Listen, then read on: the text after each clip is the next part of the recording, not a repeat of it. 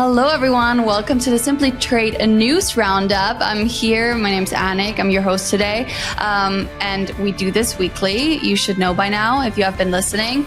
And I have a guest with me today, which I always do. And I'm very excited about it because he has not come on with me, as most of them haven't, because I haven't been doing the news for that long.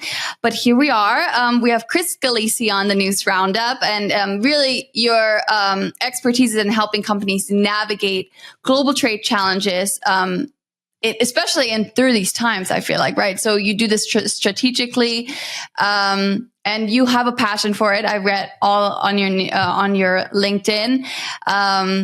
I feel like it was less businessy and it was more heartfelt the way you wrote it, which is nice. I think we need that, especially nowadays, right?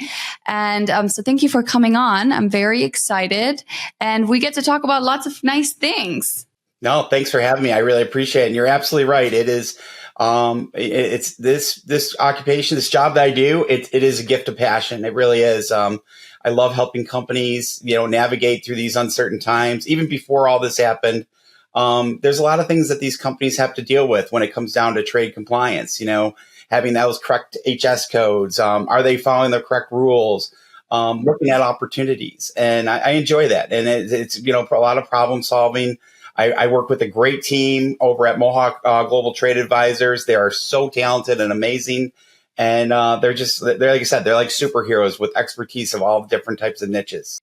Well, awesome. Well, I'm glad because I think this fits right into what we'll be talking about. So here on the News Roundup, again, guys, we try to talk about the news weekly. Sometimes it carries on into the next week. There's so much happening in the industry. We really can't plan ahead. But we did have some exciting things happening this week. So we're going to, and I don't think I've said this many times on the podcast this past weeks because not much was this exciting, but it is, guys. We have a trade deal, UK and US. So let me just jump into that. So US and UK goods trade totaled $148 billion in 2024. We've obviously seen some tariffs, but with this trade deal, we take some of the tariffs back. We have automotive exports. The UK can send up to 100,000 vehicles annually at the 10% tariff. Anything above that gets hit with 25%, unfortunately. But you know what? We'll take it, right? We'll have the steel and aluminum from the UK now enters US tariff-free. That's incredible compared to the previous 25%. That's some money saved there.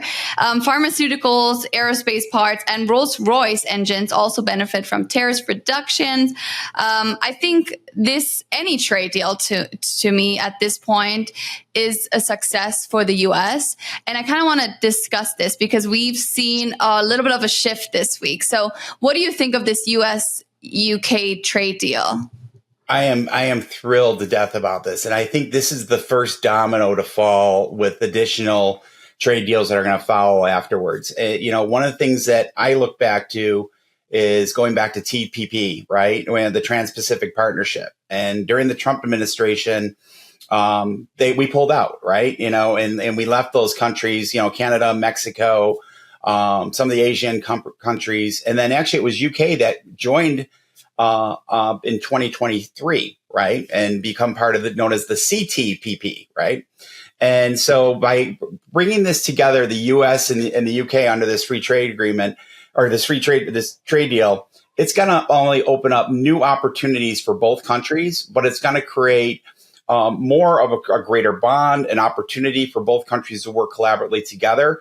Obviously, we're going to see a lot of our allies countries, more of these trade deals are going to follow suit, like as we saw with USMCA with Canada and Mexico. So I think we're going in the positive direction, and it's very exciting to see, especially with steel and aluminum. We'll take it with cars; it's a great start, and we'll go from there. So it just feels like the people in the trade community, probably a lot of people you talk on the podcast, everybody's kind of like, oh my gosh, we got to run risk analysis. What's our exposure? What's going on? Where are the companies being hit?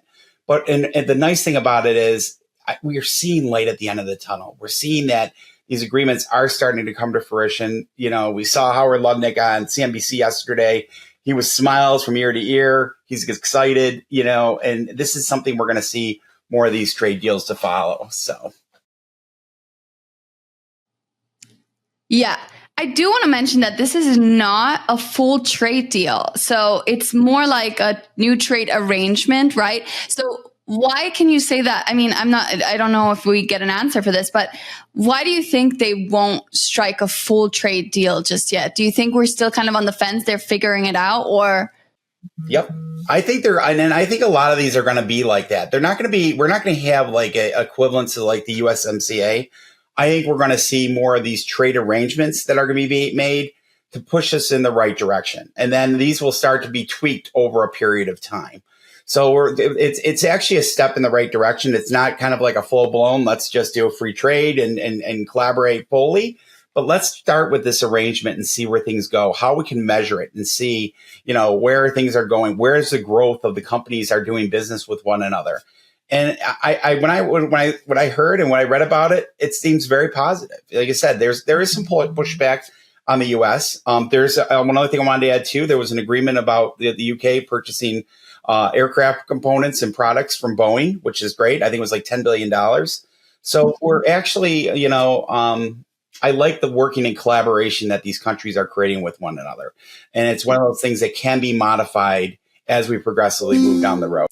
Yeah, because you said a little bit of pushback. I love that you said that with the Boeing. I think that's incredible. Having these businesses work with each other and helping each other out as countries. That's really, I think, what the main goal is. But there are a few restrictions. So UK tariffs on US meat, poultry, and dairy remain high. So there's sometimes over 125%. So that will definitely be still challenging for U.S. exporters and a little bit of a barrier, right? But again, we're still at the beginning stages. So hopefully that might change. So this is not a set in stone trade deal, right? No, not at all. Not at all. And I think this will be modified as time progresses. And like I said, it's something to start. It's a baseline to start with, and it's something that we'll build upon as we go along. Yeah. And again, and I kind of want to stick with UK real quick because the UK, they created a free trade agreement with India. And last episode, I was talking to Lenny Feldman on what the trade deal, because there was, which trade deal is going to be happening. Lutnick said something. They created this trade deal and we didn't know who. And I kept saying, we need India. I didn't think that was going to happen just yet, but UK just did a free trade agreement with India. And it seems like this is really going to benefit the UK tremendously. So do you see that in the future for the United States? Because I know we want to move away from China. And again, you had some news on China as well, because I think Trump just posted on Truth Social something that he wants to get done for China. Yes, so he did. And that's exciting. So they're meeting this weekend in Switzerland. And actually, it's so funny how a matter of, as we know in our business, wait, you blink and it's going to change again. So yesterday, they came to Trump and they said, with the meetings coming up this weekend in Switzerland, will you drop the 145% tariffs? He said no, right? So today, right, as you mentioned, and Truth Social, he said that 80% would be a good baseline. So for that to change within the last 24 hours, it's kind of like there's a little give to say, kind of almost like extending that olive branch to saying, let's have that discussion. Let's see if we can work through this and decouplate some of this escalation between both countries. But by them lowering from 145 to 80, it's kind of saying we're willing to come to the table. Let's have a conversation. So I'm really happy to see that. Going back to your question about India, absolutely. I see opportunities with India, Vietnam, Japan, Malaysia. A lot of those, Indo-Pacific, South Korea, which we had an agreement with. But I think there's going to be one of those things. It's not going to be a full-blown free trade agreement like we've had in the past, but it's going to be like an agreement with stipulations on both sides for countries that's going to be measured, and then calculated risks will be done, and then they'll decide whether they want to go forward or go or pull back on. Yeah, and I always ask this question, and because China has just been such a struggle to trade with nowadays. And now that we know, UK is striking a deal with India, and, we might be moving away from China. And we've been telling businesses, maybe you should look at your supply chain. How can you move to another country, or, make a better working supply chain? Do you think that is a good idea for businesses that are using China to move to India already, even if there's no trade deal at hand right now? In my opinion, I think unfortunately companies need to hold tight for the time being. I know there was a lot of talk about reshoring, where a lot of companies that were actually going from China to Mexico, or actually, believe it or not, Costa Rica and some parts of Central America, Latin America. But one of the things that we're seeing, that there's changes in the global landscape, right? So as Vietnam, for example, we see a lot of countries that were leaving China and going to Vietnam. In my opinion, I think it's one of those things to kind of hold tight. I think China, there's a tremendous opportunity. One of the things we forget about, China is a huge market, with over 1.4 billion people. And then they say, well, economically, that it doesn't compare to like the US. What products are they going to buy? I disagree. I mean, there's such a rise of middle class in China that we're seeing that there's investments in healthcare, education. I worked 10 years ago. This was emerging when in the healthcare industry, when we were helping U.S. medical device companies sell into that market. We saw the rise of private hospitals. We saw, the rise of families investing in their children's education. So there's resources and service and such. But I just wanted to add one more thing that I was going to say. I just lost that thought. But this is very important. The latest stat that came out yesterday in regards to China's exports, even though our exports from China to the U.S. have dropped significantly, China's exports around the world were 8.3% higher in April. Number one and number two, China is the exporter to over 120 different countries beside the United States, which is, they're still producing goods and they're still selling throughout the world. I know. China has such a bad reputation, but I do think there's so much potential, like you said. And I just think it's, the forced labor and whatnot. There's so many structural things that, kind of go into, obviously, these tariffs.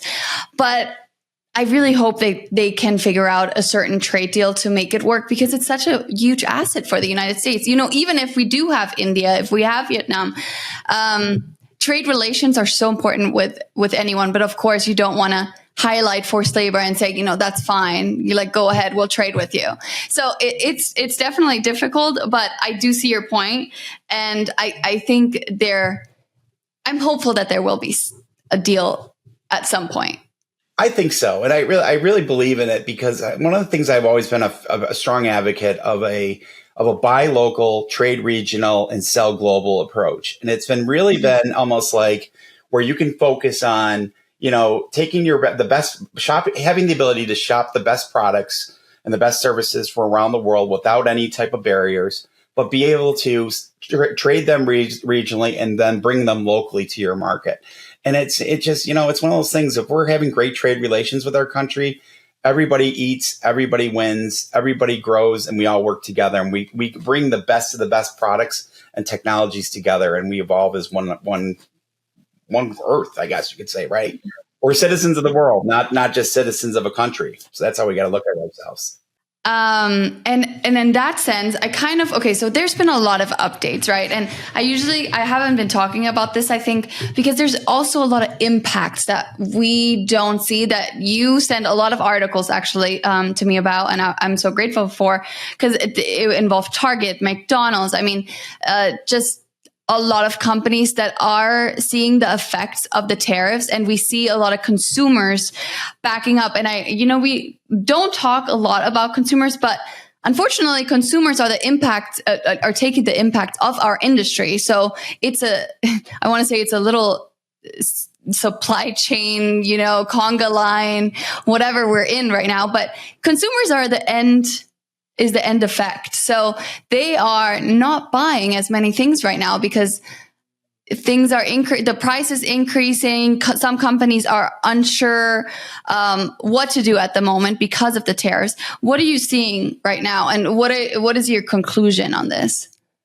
Yeah, and this is really fascinating. And I'll tell you, just a quick step on back on history. We as a country has always been a consumer driven economy, right? So it really actually started in like Bretton Woods after World War II.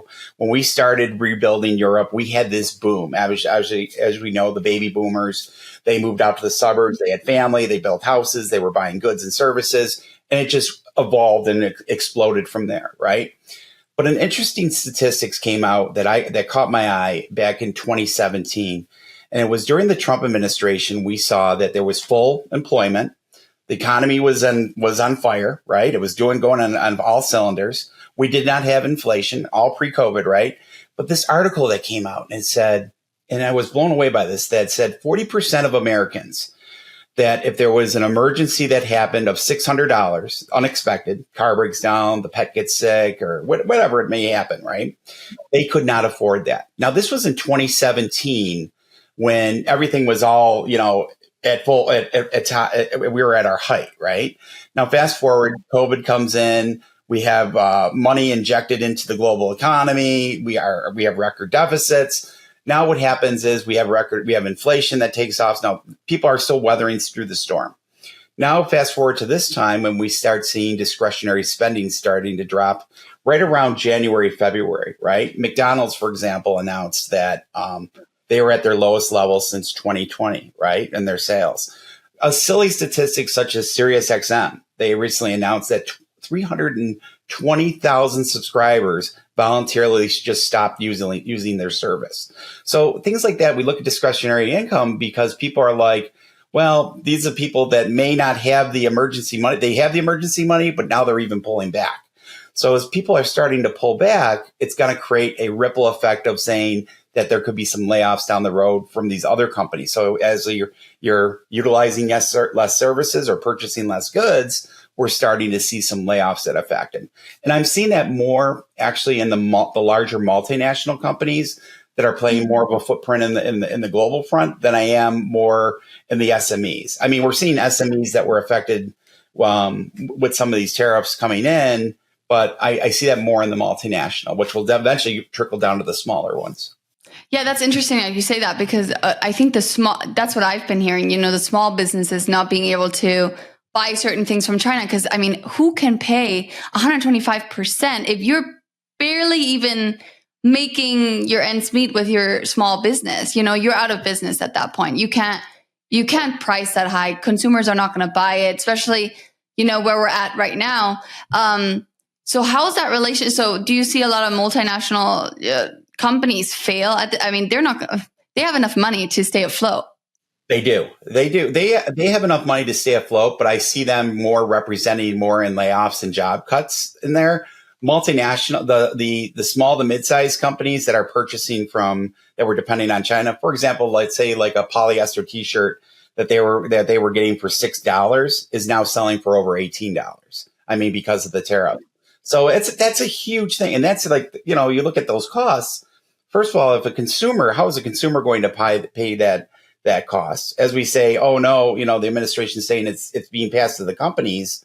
It's not. It's being passed down to the consumer, and the consumer is going to vote with their dollar. They're going to decide saying, well, I'm not going out to dinner. I'm cutting back on some of my discretionary income. And if I see something jump up to 145, 150%, I'm certainly not going to be paying those costs as well. So, and talking about businesses right now in trade, what do you tell them at the moment? Because I mean, some are struggling, some are not struggling at all. I'm telling you, lawyers in trade doing great, consultant doing amazing, duty drawback, fantastic. There's that sector that's, we're just, I don't even want to say thank you, but it's like thank you, because we're doing great.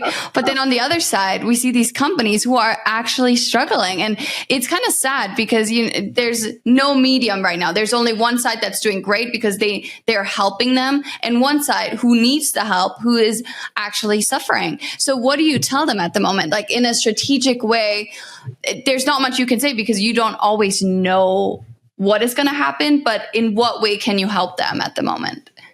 That's a great question, Annik. And one of the things I do, you got to look at this. These are unprecedented times. This is something we've never seen before. People that I've talked about in the industry 30, 40 plus years says we never experienced anything like this before. I think the biggest uprising was more when NAFTA was going to be torn up and it was going to be changed to USMCA. And now we have turmoil going over just a matter of less than 3 months away.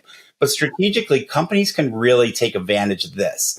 First thing they can do is to take a step back and look at their products and look at their 10-digit tariff numbers and really take a step back, whether they're importing from China, Vietnam, Canada, Mexico, take a step back and look at those tariff numbers and see if they're correct. That's the first thing to do. And a lot of times they aren't. And that's the funny thing, because there was not this turmoil that was happening. So it was business as usual, right? So what happens is they need to evaluate what their tariff number is correct. Now, keep in mind, I'm going to give a warning to everybody out there. We don't want to say tariff re-engineering, because what's going to happen is there's people out there that will say, oh, let's look at your tariffs and say, oh, are you paying too much or too little? Customs is onto that. So Customs is hiring, auditors. They're hiring specialists. That's one agency that DOJ is not touching. They're hiring more people and expanding to more on the enforcement side.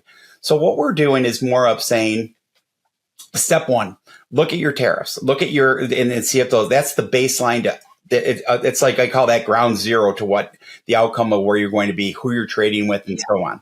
Second step is to look at your free trade agreements. The one free trade agreement we have right now, USMCA.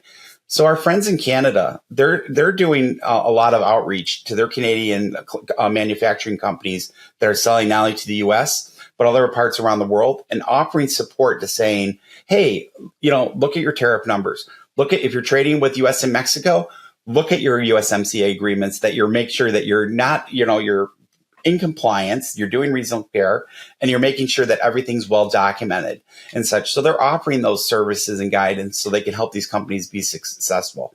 I'm pushing that same approach too by saying, yes, tariff numbers, those free trade agreements. Secondly, evaluate your supply chain. Where are the pull of your countries of where you're importing from, but at the same time, where you're exporting to.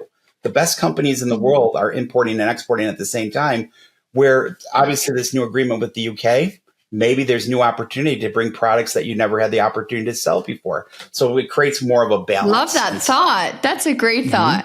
Yeah. Yep. Make lemonade out of lemons. You gotta do it. Make lemonade out of lemons. Exactly. That's a great way to look at the trade industry right now. We didn't even mention the unstacking stacking. I don't even want to get into it because we don't even have that much of time. And we covered it in my last one. Even though we have what exactly it is, but there's not there. I think there's still more to follow, more information to come. But it's interesting because that's going to add a whole nother layer to what we're already doing, correct? Yes, it will. It will definitely create another layer as well. And then, the bond companies are doing reach outs and they're doing seminars to make sure that people are not going through bond saturation, to make sure that they're utilizing, if you have a $50,000 bond, that you have enough bond that's covering those duties that you're being paid. Yeah. And hopefully it'll eliminate some of the tariffs, the unstack. They called it unstacking. Some called it stacking. And so I call it unstacking stacking because certainly you're unstacking, but then you're stacking again. So I'm like, what is it essentially? But it's the process of it all, I always say. And I kind of want to wrap it up here. I think you gave such a great ending speech with what companies should be aware of and how they should treat this entirety of it. And with that, I also want to say, I did want to mention this in the beginning. It's not trade related. I guess it's worldwide news that we have a new pope and he's American from Chicago. Yeah, but I do have to say also he's a very multinational leader, I would say, because he's also a dual citizen of Peru, which is amazing. I mean, the languages he can Isn't that awesome? Yes, the languages he can speak, and so intelligent, open-minded. I love having a Gen Z or so. We love every open-minded person out in the world. So, yeah, I did want to mention that. And secondly, what else did I want to mention? Oh, okay. We're talking about a lot about trade action strategies, I think, here. And that's kind of what you do too, helping companies strategize. And we actually do have a webinar coming up May 20th. It's actually 3 days, but it's just 1 hour. 1 hour really a day, with Cindy Allen talking about trade actions and kind of helping people navigate through this, because there's so much going on, and companies are, some people are confused in the compliance industry, because you want to do the right thing, because you might end up paying millions of dollars.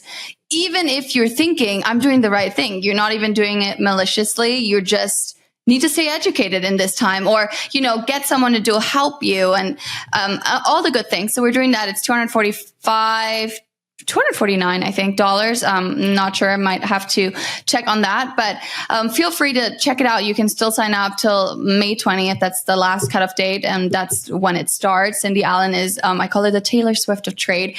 And who doesn't want to have a webinar with Taylor Swift of trade? So again, I just needed to market that at the end.